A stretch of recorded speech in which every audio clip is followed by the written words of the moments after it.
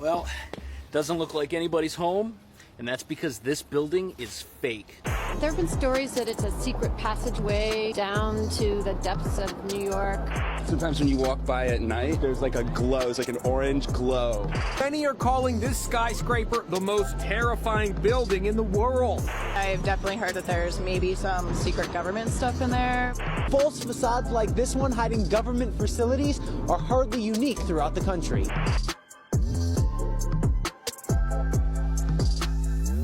Not everyone knows it's a fake building. I thought it was just a regular building. I mean, I come up the street all the time.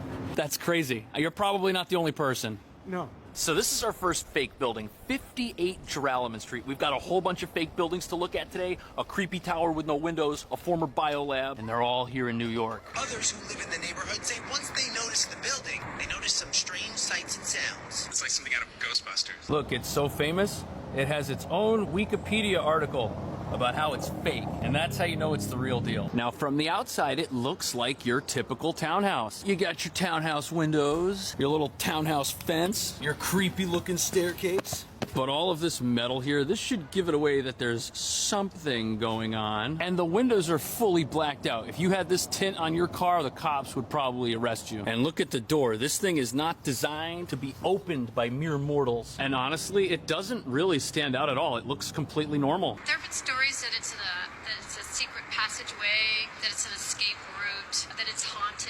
Now, the building was originally constructed in 1847 as a private residence. For about 60 years, people lived here, but that all changed in 1907 when it was purchased by the Interborough Rapid Transit Company. They were the original New York City underground subway that was started in 1904, and the reason that they bought this particular building is because their subway runs directly underneath it. And since the subway consists of long tunnels with air moving through it, you've got to vent the air out somehow. Now, the building and all the buildings on the street predate the subway underneath the street, so that's why you can't just put a vent here. There's already something here. So the people building the subway bought the building and completely hollowed out the interior, and that makes it the worst.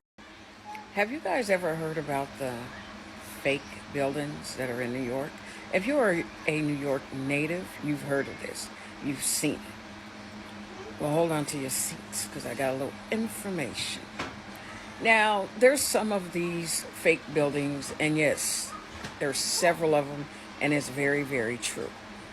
There's a few of them that are on top of the train the train tracks of the trains that go underground, right? Under your little subway systems, right? There's some of them there. Some of them are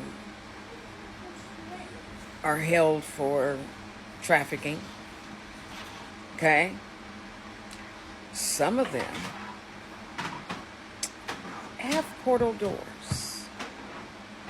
I have to be real careful how I put this out there, but some of them have portal doors. These buildings look just like a condo, look just like a townhouse, look just like an apartment building, right? But when you go knock on the door, no one would ever answer. When you pass by it at night, sometimes the lights will be on, sometimes they're not. All depending on which one it is. Every now and then you might hear some weird, funny noises. Some of the New Yorkers think that some of them are haunted. It's a lot worse than that, let me assure you. Some of these fake buildings are not only secrets, but these secrets are right in front of your face, and you would never, ever know it.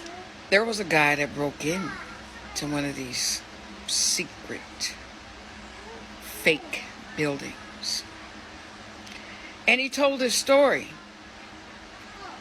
So I'm going to tell you his story briefly. He broke into this fake building. He was a burglar. He was hoping to get jewels. You know, the whole shebang. Right? Well, when he broke in this place,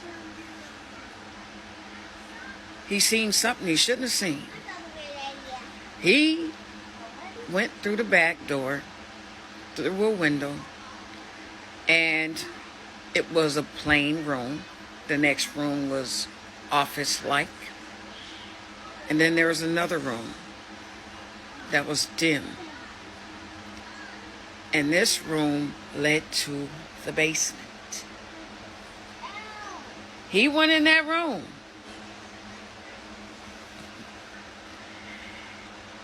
And he found something that looked like an animal, but was half human.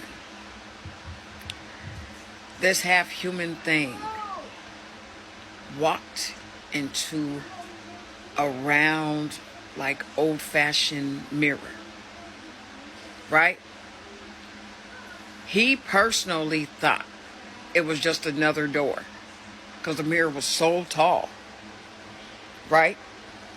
So when the thing recognized him, he screamed.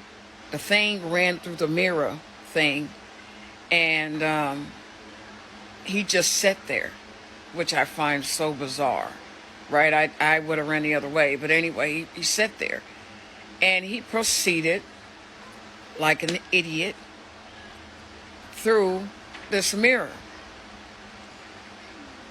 It wasn't a door, it was a mirror, it was a portal.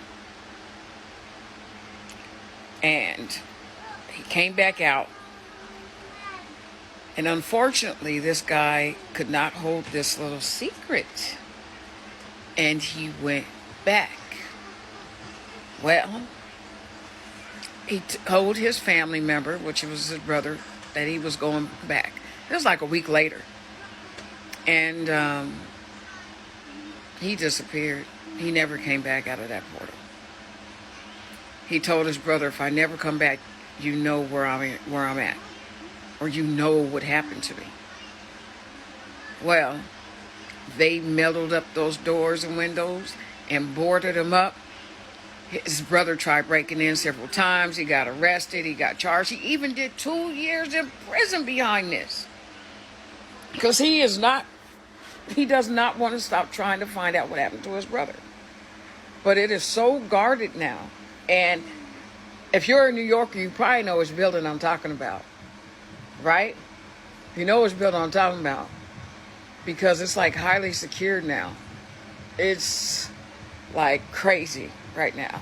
But anyways, that is some of the secrets of the fake buildings that are in New York.